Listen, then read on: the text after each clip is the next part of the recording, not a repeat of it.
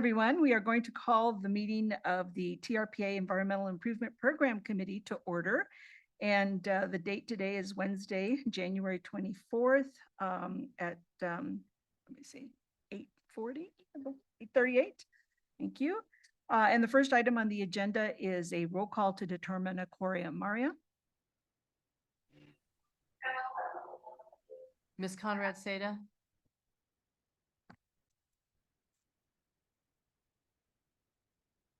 Ms. Faustinos? Here. Ms. Hayes? Here. Ms. Lane? Here. Mr. Rice? Mr. Settlemeyer? Ms. Williamson? Madam Chair, we have a quorum. Great. Thank you, Maria. I will now go over the remote and in-person meeting rules for the day. For the members of the public who are joining us remotely to observe the meeting, go to trpa.gov and under the calendar header, click on Governing Board Hybrid Meeting for January 24th, 2024. There you will find a link to the public webinar hosted on Zoom. To address the committee members directly with your comments, raise your hand in Zoom by clicking the raise hand at the bottom of your screen at the appropriate agenda item. With your hand raised, you will be unmuted by TRPA staff and have 3 minutes to address the committee. If you have used the dial-in numbers to join us by telephone, you can dial *9 to raise your hand and be unmuted. For items that are agendized as information only, we will hear public comment during the general public comment period at the end of the meeting. Comments on items agendized for action or possible action will be, we will hear public comment before the committee takes any action. For remote committee members, if you wish to speak, you can also now raise your hand in Zoom. You will find the raise hand icon on the bottom of your screen. And for remote committee members as well, you are just reminded that you may not use the chat box to make comments or have sidebar conversations. Please, everyone, remember to mute your mic unless speaking to cut down on background noise. Finally, I would like to ask that all remote members turn on their cameras if they are able. Members of the public who have joined us in person, please raise your hand at the appropriate time for public comment and you will be called to the front to speak. Committee members who are in person, please raise your hand if you wish to comment and speak clearly and apparently loudly into the microphone because we're having some recording challenges today. And if you are viewing the webinar on a personal computer, please ensure that your microphone and speaker are turned off to prevent audio feedback into the room. And next, we are going to go to the approval of minutes.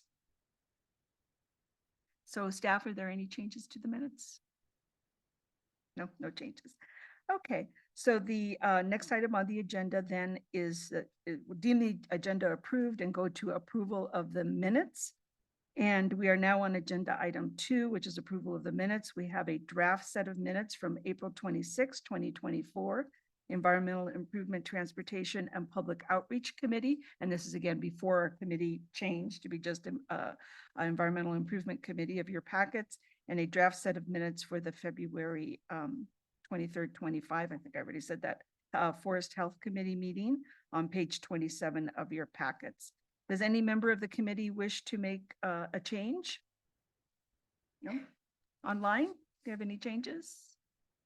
Okay, if not, I will entertain a motion to approve the minutes as presented and all those in favor. Well, once we have a motion on the floor. So moved. Okay, thank you. All those in favor? Aye. Aye. Anyone object? Okay, motion carries. All right, next we're going to move on to item number 3 on the agenda, election of a vice chair.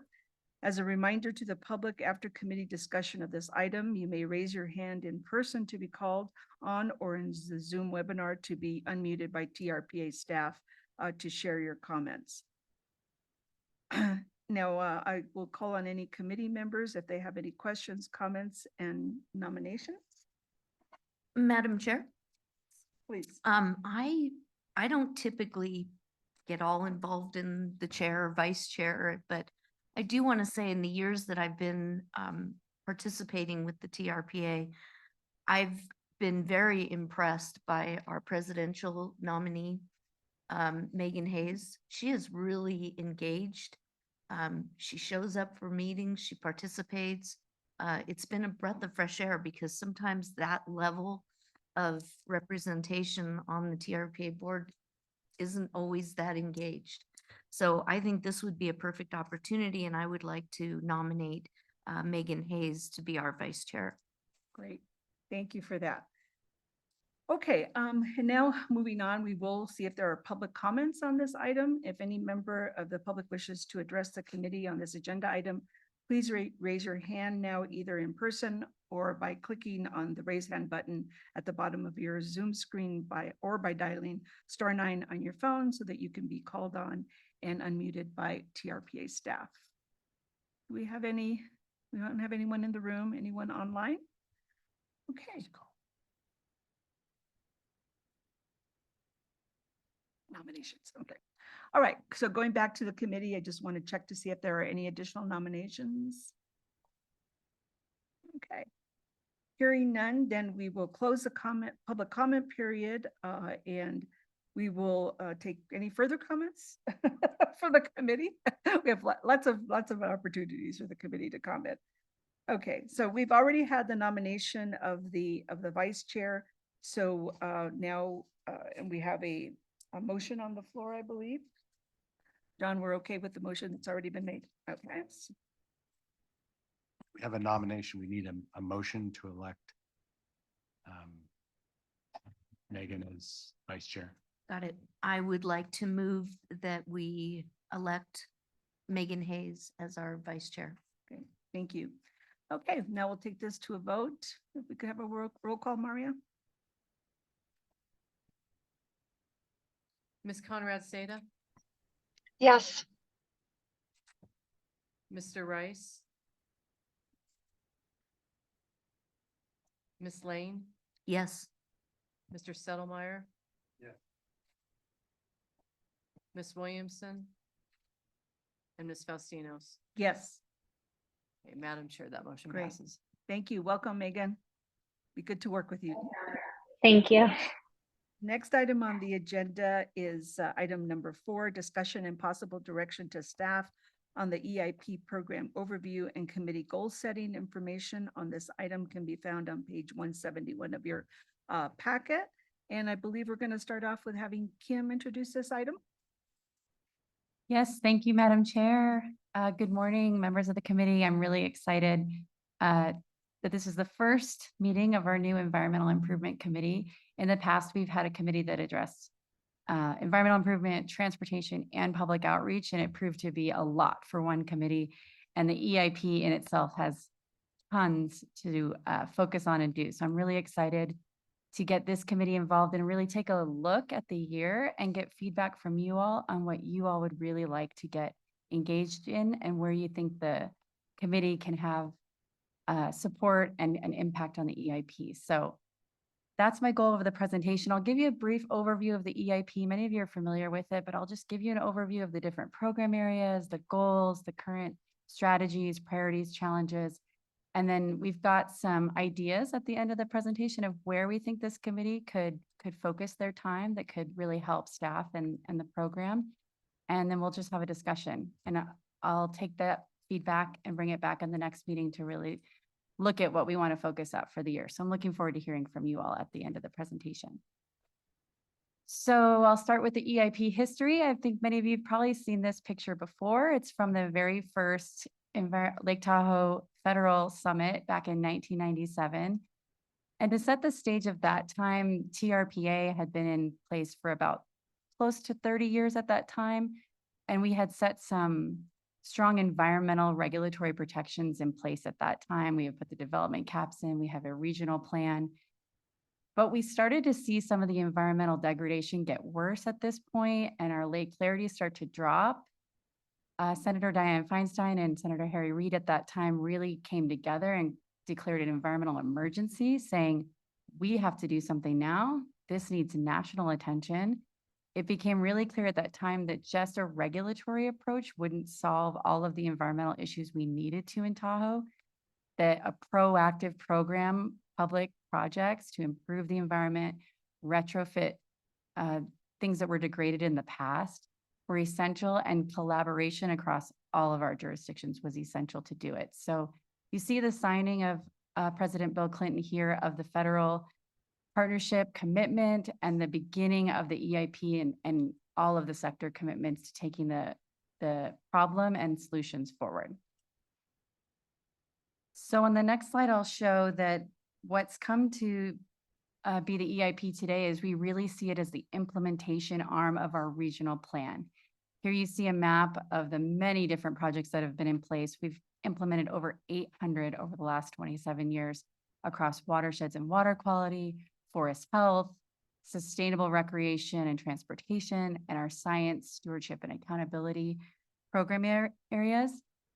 And the EIP is really modeled after a capital improvement program. You may be familiar at like a local jurisdiction where you have a CIP, where you have a planned investments for fixing your roads, fixing your sidewalks, fixing the lights. Here, it's what really makes Tahoe unique that we have an EIP. This is about fixing our wetlands, restoring our forest health. Some of it is repairing infrastructure on our recreation sites and roads and stormwater infrastructure, but it really is how can we invest specifically environmental restoration to achieve the goals of the regional plan and ultimately our thresholds. Can I just ask a quick question on this Sure. slide, Madam Chair? Does this include private sector projects as well? It absolutely does. I can go more into that on our next slide, actually. We have many different partners that are implementing all of those projects, and you cannot see all of them because there's more than 80 of them. But this is a good attempt of trying to get them all on one page. So we have many different agencies that help implement the EIP, federal, both states, our local jurisdictions, and as Mrs. Lane said, we've got the private sector involved as well. And our nonprofit partners and our citizens that are doing environmental work, our residents, our visitors, all are part of this partnership. And we really see this as, you know, with TRPA, we have this regional plan and we have been able to work through this partnership to augment the capacity of the basin to implement. So not one agency can do it alone, but the collective impact of all of these partners working together can put progress, right? Action on the ground. So on the next slide, I'll show a little bit more about that. It's modeled after a collective impact model.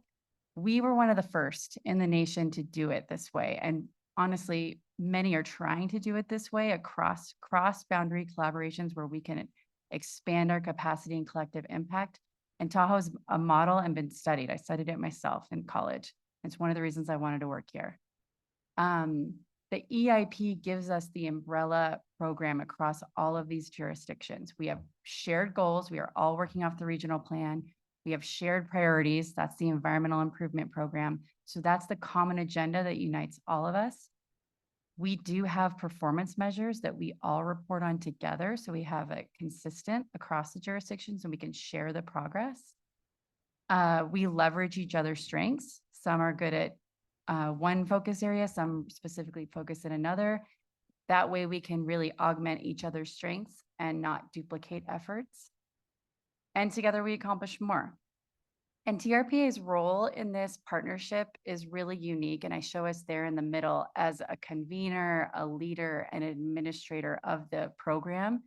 Our role as the bi-state compact agency really lends itself to being the backbone of coordinating all of these many partners across one program.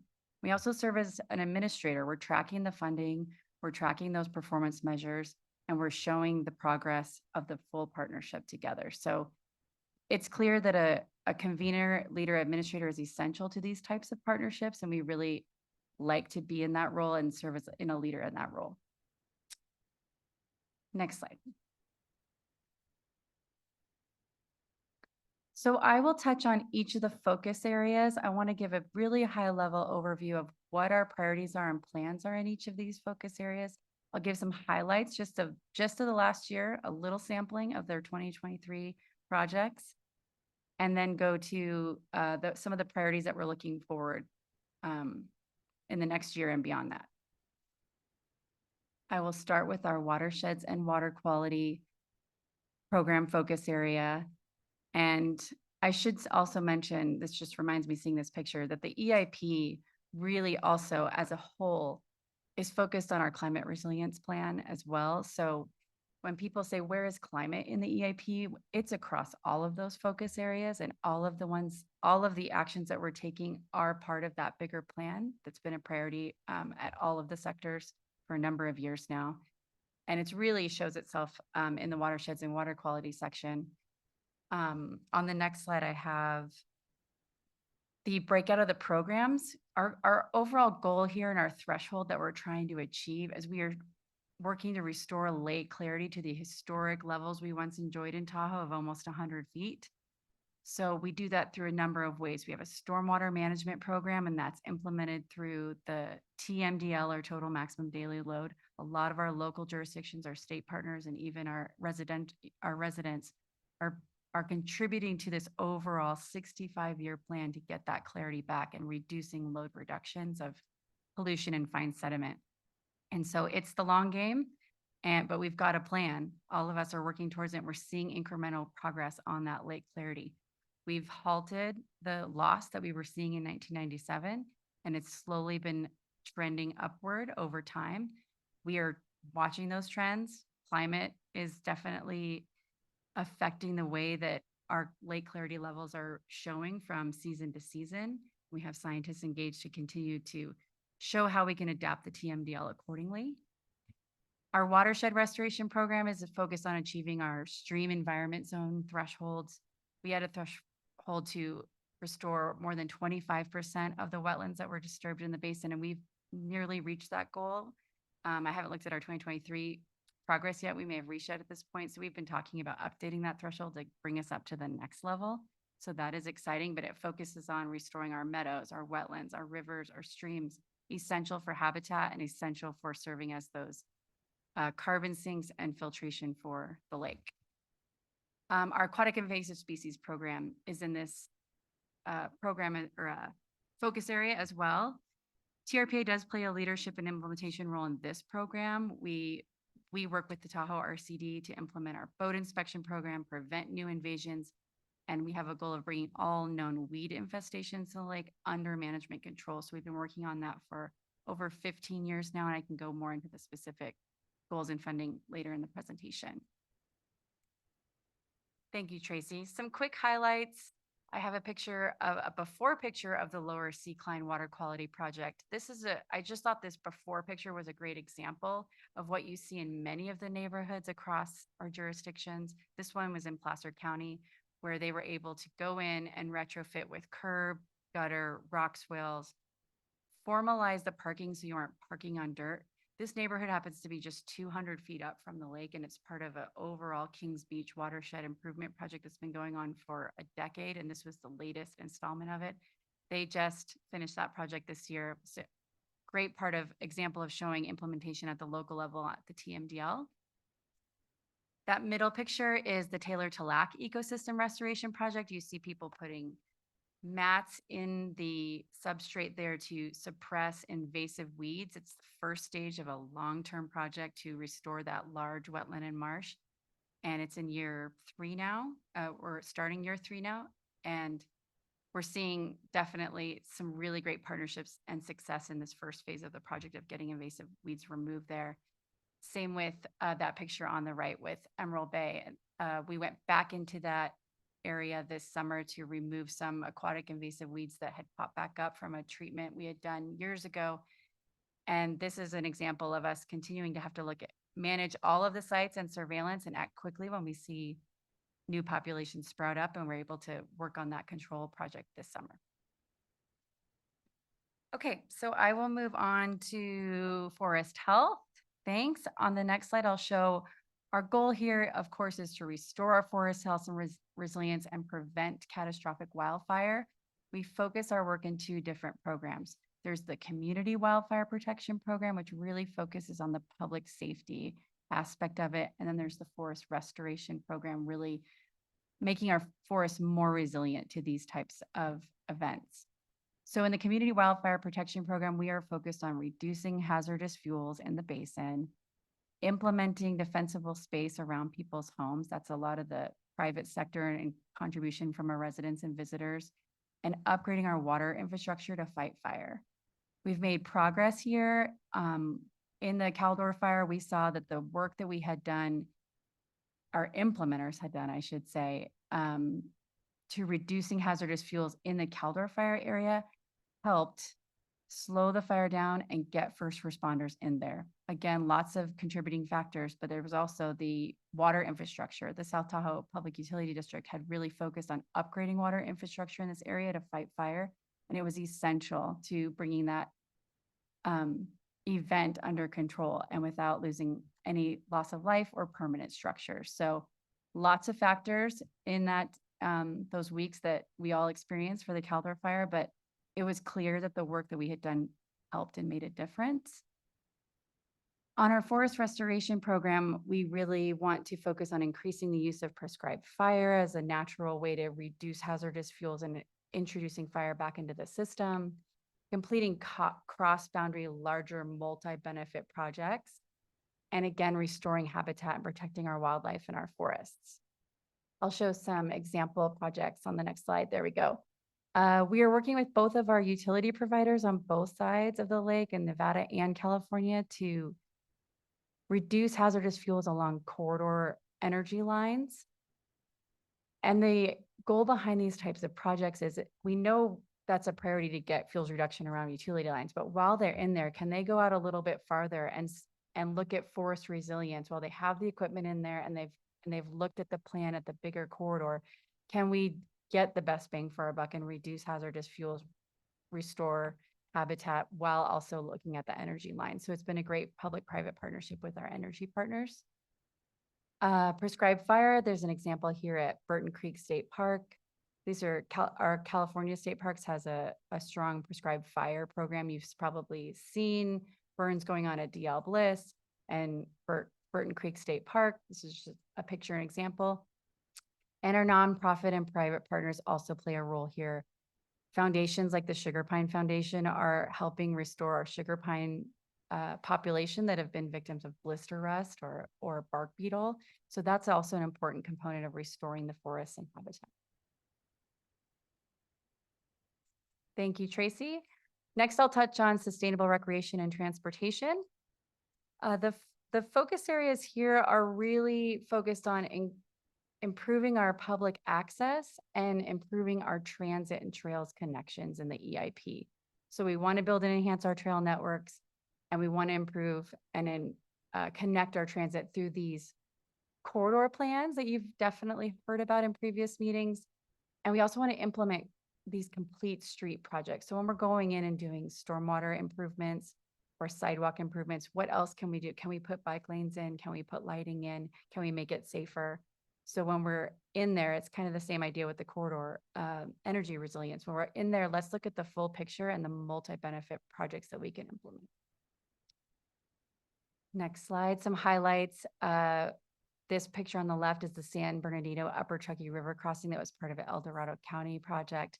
That bridge was washed out in a big flood a few years ago, and it was imperative to bring back that bridge, newer, better, improved public access there and a better connection in our South Shore. So that was a great project that was completed last year. The investment in microtransit has been counted as part of, again, EIP contribution on getting our residents and visitors connected through transit.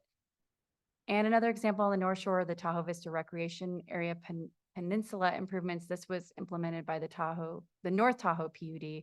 This was an eroding slope kind of falling off into the lake, and they were able to implement environmental improvements while also improving public access to get right up there to the lake. Next slide. Science stewardship and accountability. I will just highlight that in the last year, this focus area really focuses on keeping our scientists engaged, that our EIP goals, plans, and projects are based in science and monitoring our actions. And it also really includes involving our nonprofit partners and our private sector in stewardship in the basin, innovative technology. It's where our destination stewardship plan connects here of how we get residents and visitors involved. You see new technology like the Bebot beach cleaning robot, and where litter obviously is a very, very important project that priority of the EIP that all of the partners are working together on to find solutions on. So I will go to how is this all funded through the EIP? I'll start with the impact of the Lake Tahoe Restoration Act. You hear us talk about that as a cornerstone of the EIP. It was just reauthorized in 2016, so it's about 7 years now of the latest authorization. There was an authorization of 415 million. We've received about 120-ish now. We're still doing our 2023 accounting. This slide shows up to 2022. LTRA is focused on specific focus areas: forest health, watersheds and water quality, aquatic invasive species, Lahontan cutthroat trout, really our natural resource areas. So it doesn't cover all aspects of the EIP. So far, we've received about 27% of the total authorization. We've completed 66 projects because of the LTRA. And the big story is it's leveraged millions in the state and local and private match. So one funding source doesn't do it for any of the EIP programs. It has to be matched by all the sectors to work. We don't have one sustainable funding source. Even with LTRA, it's based on the appropriation each year and what we can get for each focus area. So to just show that piece of the pie, like there's that federal piece, but without the other sectors, it's an incomplete picture. Together, because the EIP doesn't have full funding for any of these program areas that I've talked about, and I can go more into funding if you'd like on a lot of these program areas, but we have to prioritize as a partnership what we invest in. And every year we're doing that across jurisdictions. We're saying which out of the 6 million we got from LTRA this year for forest health, where can we direct those funding that we can get the best match, that we can get the most benefit and can receive the most gain on the ground. So that's a prioritization process we're doing every single year with all of our partners. Can I Next ask slide. a quick question on the Sure. pie chart? Yeah. Madam Chair? Is that just symbolically showing the 5 different Mhm. broad, but proportionally that's not accurate, right? Yeah, it's just a representative graph, but we do have on the, I'll show you on the next slide. I don't have we do have an actual pie graph that shows the contribution over the last 27 years. How the federal share has shaken out, California, Nevada, local. We track all of that in the EIP tracker here. So this is just another snapshot on laketahoeinfo.org that through the EIP tracker, the Lake Clarity Tracker, our monitoring dashboard, we are showing where the funding is being invested and from where it's coming and how it translates to actions on the ground. And having that shared set of performance measures is essential to be able to show the public how we're doing that.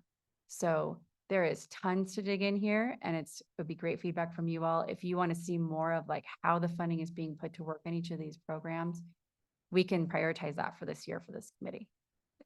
I do want to mention that Megan also has a comment. Question. I just have a question. When Sure. you say local, that it's broken into local, is that local municipalities giving money, or is that like, I know it's not private, but are those like other sources that come in locally that are donating money or giving money to this? It is the local municipalities in the Got it. basin. So there's all 5 counties, and we have the city of South Lake Tahoe as well. Awesome. Thank you. Yeah.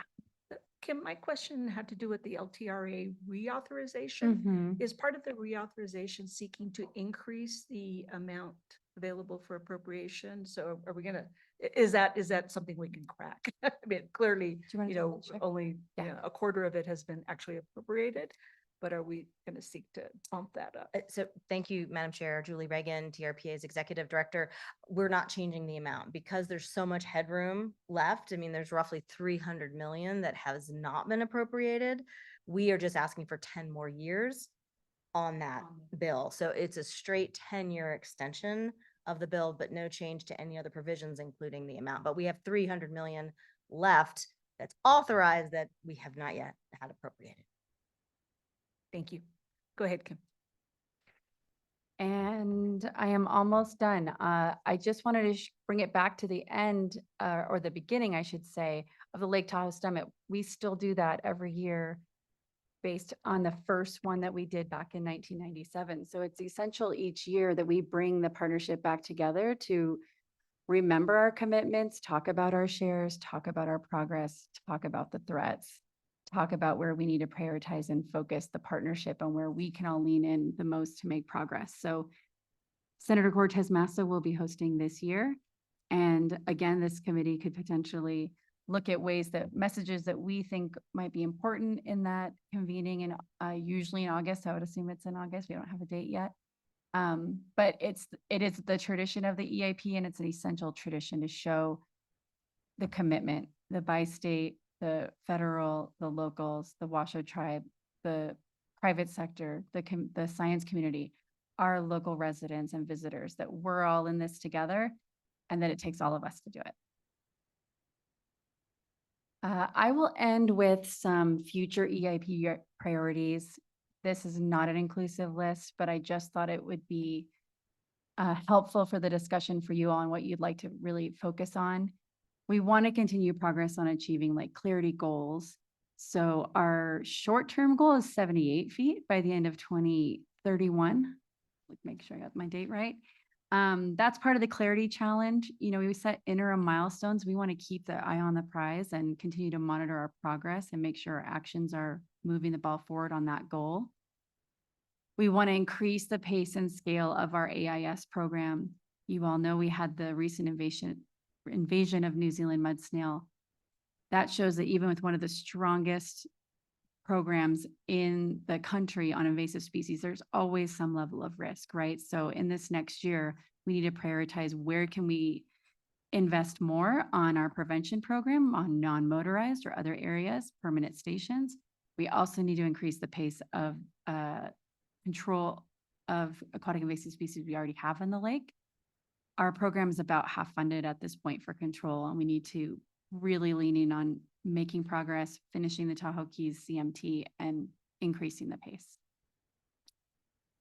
We have a target of 11,000 acres of hazardous fuels treatment by 2025. That's indicated in the Forest Action Plan that's been all signed on from the Tahoe Fire and Fuels team. So we have specific targets there. We want to complete the Tahoe Trail that circumvents the lake. That's an essential component to getting people out of their cars and providing other options to travel around the basin. Completing corridor plans and our transit connections, of course, through things like the 28 corridor, the 89 corridor, the Highway 50 corridor. Implement the destination stewardship plan into action. They're developing action teams that will directly translate to what we want to achieve on the ground for EIP. We need to connect that. Again, these are examples. There's many more. I was just going to be giving you some idea in each focus area of the targets we're looking at. So last but not least, we have some proposals of what this committee could focus on over the next coming year. The first one being in the middle, and it's implementation, leading and coordinating the EIP, right? It's the essential. If this committee is interested in digging in more on these focus areas, the forest health, aquatic invasive species, watershed restoration, transportation, well, we have another committee now on transportation, so there's that. Sustainable recreation, science, all of the program focus areas. We can lean in more on some of those program areas and see what you'd like to focus on, whether it be funding or challenges or implementation.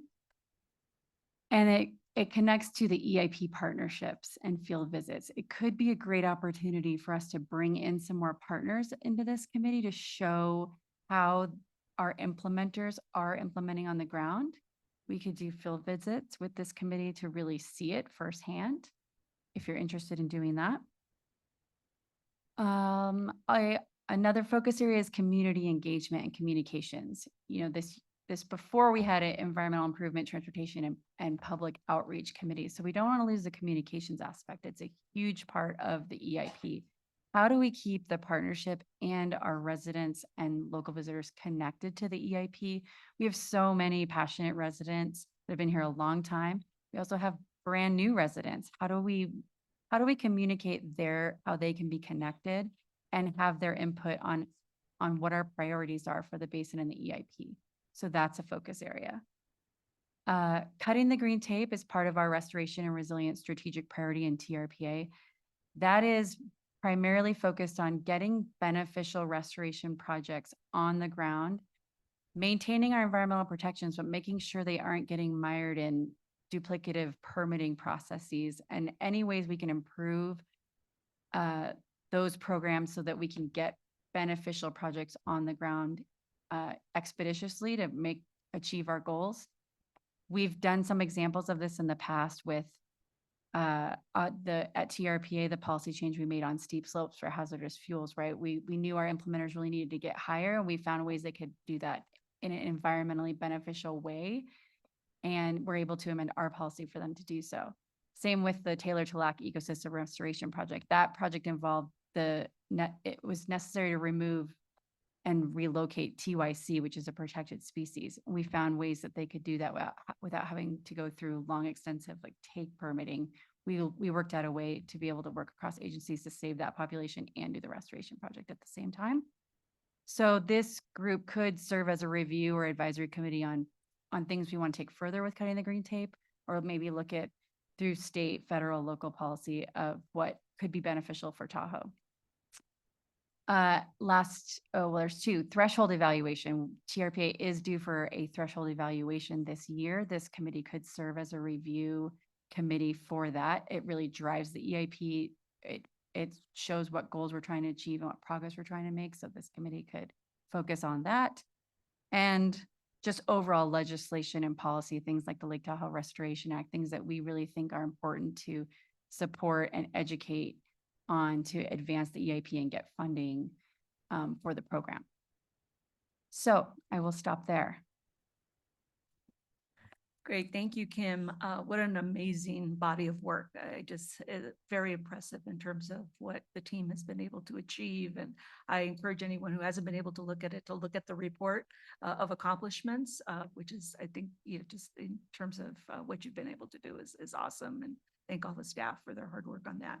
So I want to open it up to committee members. Again, the input here is, of the items that Kim brought up, or if there are any additional focus areas that you want to bring up in terms of how this committee could really do its work plan for this year. Now would be the time, and I'll go to the room first, and then we'll go to those people that are online. Mr. Settlemeyer? Thank you. I appreciate it. I appreciate the ambitious goals that are put forward, and hopefully we can find the resources to accomplish all those. It'll be difficult, but definitely worthy. And I agree with the prioritization of those, because I think a lot of those have significant impacts on transportation and upon the water quality of the basin. Thank you.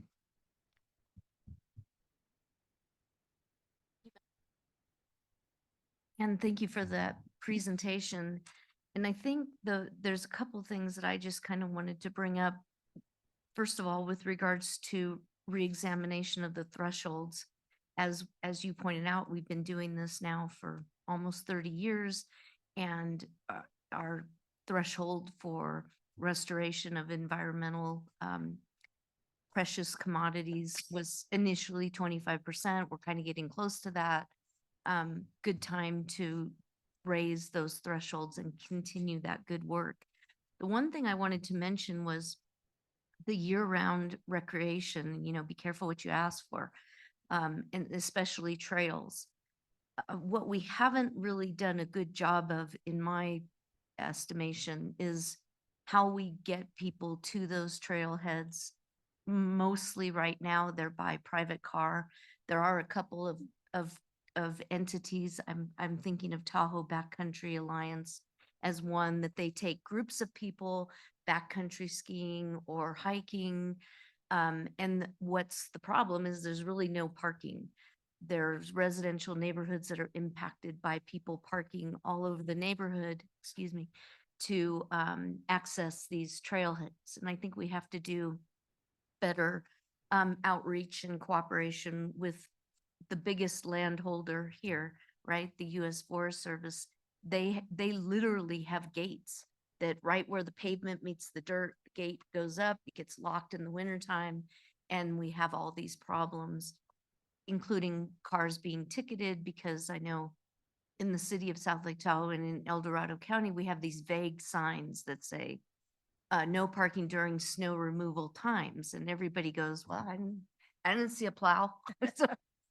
So it's confusing. So that's an area that I would like to see us be cognizant of, that as we build all these access, we have to also accommodate how people are going to get to those access points. Great, thank you, Ms. Lane. Anyone online? Don't see any hands myself, but.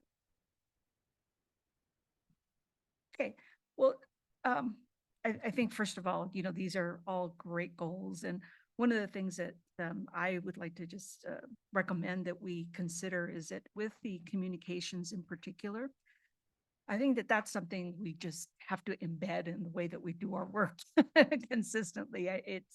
It's something that I don't think needs to be prioritized as a specific individual goal, but more that as a policy practice, that the way that all of our outreach is conducted is always, comprehensive in terms of being able to use the methodologies that I think have already been identified as being, the best policies for how to engage the public and community in general. So I would just want to encourage us to do that. But it also, I would agree definitely with Ms. Lane about this threshold update being a great opportunity, because that is cross-cutting to all the areas of the environmental improvement program that I think would be great for us to focus on in this next year. And by doing that, we're addressing, aquatic invasive species, stewardship of our lake and our watershed. So to me, that is a comprehensive way and very focused that we can address those issues.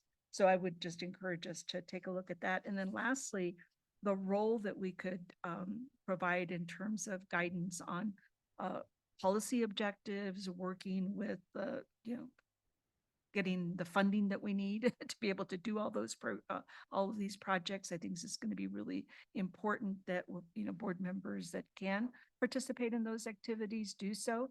So I'd like to encourage us to take a look at that in terms of when those opportunities are coming up. And I thank Julie. I think recently she sent us a memo about some of the legislative opportunities that are coming up regarding support for the LTRA and then appropriations as they move forward, both in Nevada and California. So I think that, we can't do everything all the time, but it seems that taking advantage of where we can meet multiple objectives is really the place to focus and where we can garner the most support. Okay. Any additional comments that board members want to make? Alrighty. Well, then we will go to public comment if we have no further comments. So from the room here, if any member of the public wishes to address the Environmental Improvement Program Committee on this agenda item, please come to the podium. Or if you are online, please click on the raise hand button at the bottom of your Zoom screen, or if you have dialed in *9 on your telephone to be able to be called upon by TRPA staff. Madam Chair, we have one hand raised online so far. Great. Melissa Soderston, if you unmute, you can address the committee. Good morning, Melissa Soderston, Director, Tahoe Forest Matter. I'm here today to speak to you again about logging, sawmills, and biomass, and to voice the collective objection to these unscientific and polluting non-solutions from Tahoe Forest Matter, Eco Integrity Alliance, and the John Muir Project. Science has shown clearly through numerous peer-reviewed studies, including some funded by the USFS and CAL FIRE, that thinning is causing long-term harm to forest resilience, causes erosion and sediment runoff into our watershed, while also harming long-term resilience to climate and fire, while also doing nothing to protect life, property, and infrastructure during extreme fire. Current terminology includes the overuse of forest health. However, there is little difference between these projects and destructive thinning, often bid out to the very same commercial logging companies. Already, we have one sawmill on the Nevada side, one proposed for El Dorado County, and two proposed for Placer. TRPA and CTC have both recently discussed biomass with glee, facilities which the Center for Biological Diversity calls a huge threat and massively polluting even at small scales. All of these proposals put Tahoe forests at risk for a very long time. More recent studies have pointed to logging as the single greatest threat to our forests, far worse than climate and fire and bark beetles. Yet billions are being directed to these landscape scale projects, projects which the Forest Service's own top scientists at our recent Tahoe Science Conference called just outdated and said they do not work. In contrast, almost no funding is available for community-wide infrastructure hardening, proven to protect life and property during extreme fire. We ask this committee to adopt a firm stance on logging, focused on home out hardening rather than forest in, and an adamant no to biomass of any scale. These EIPs are not about environmental improvement. They have become just an industry mouthpiece. We are destroying our watershed. We've watched the decline of our forests happen right before our eyes. None of these projects are doing anything, and they are not the solution for a changing climate. It's time to back off and focus on actual preservation of our land rather than the destruction that has been occurring. We would be happy to come back with a full presentation on these important issues, and I thank you again for your time. Thank you. Any further comments? Yes, Madam Chair, there's one more hand raised. Doug Flaherty, if you unmute, you can address the committee. Thank you, committee members. We endorse what was just said by Tahoe Forest Matters. I'd like to direct the committee to the practice of unmanaged smoke in the Lake Tahoe Basin. The agencies ignore the air quality regulations when they burn their piles, and we've got to tighten up on that. Also, I quite concerned that we have somewhere around 750,000 slash piles hidden behind the trees in the Tahoe Basin that have not been managed. And I'm wondering how that is environmental improvement. Thank you.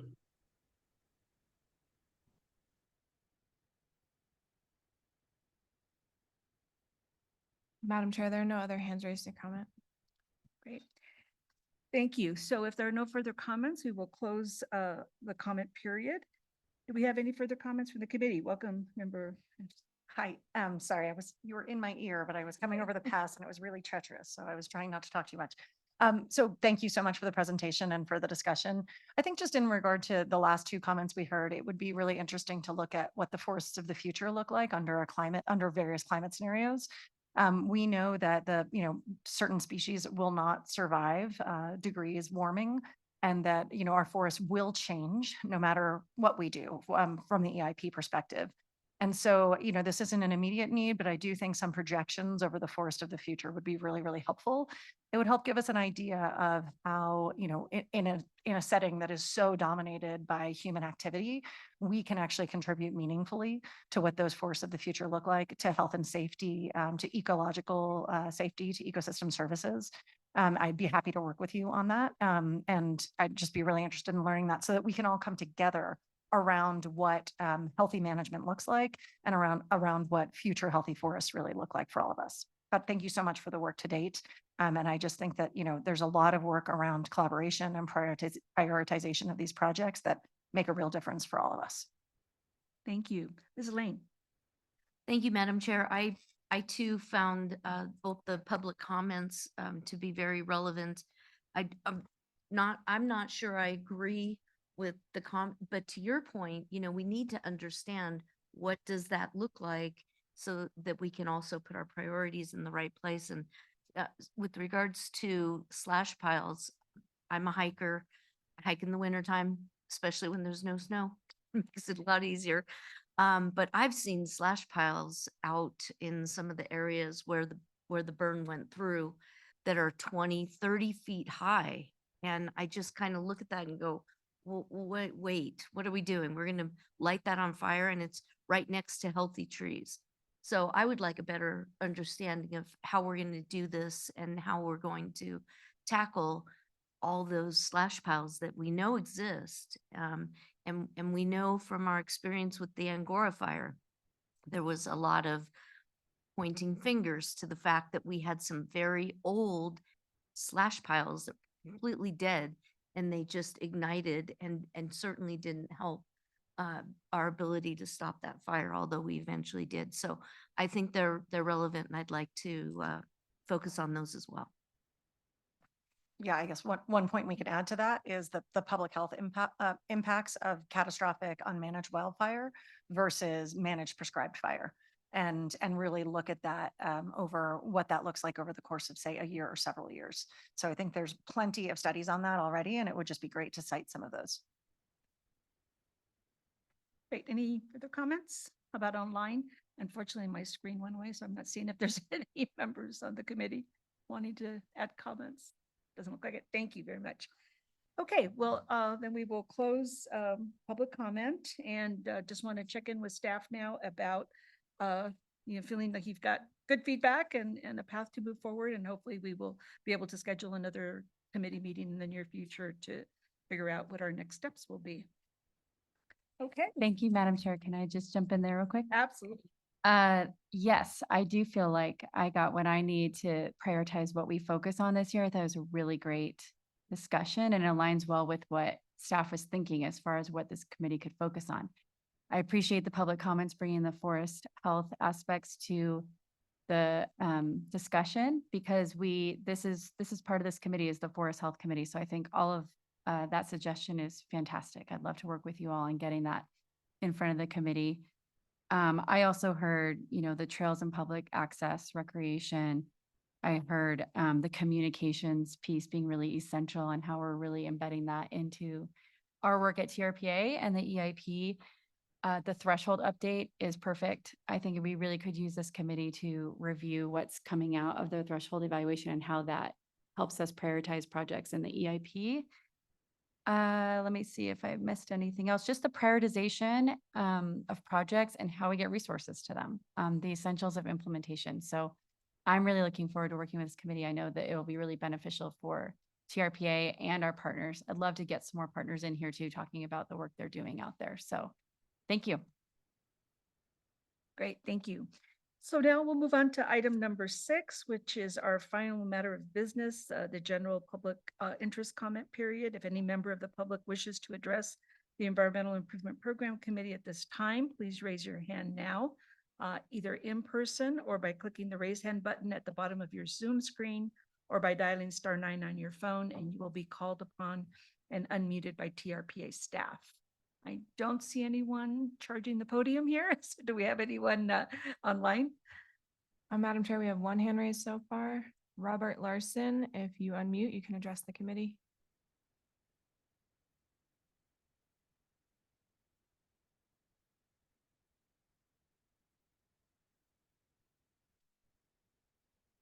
I apologize. I think that was an error. I did not mean to raise my hand, but I will just give Kim and the EIP committee and everything the EIP program is doing kudos. So thanks for your time today.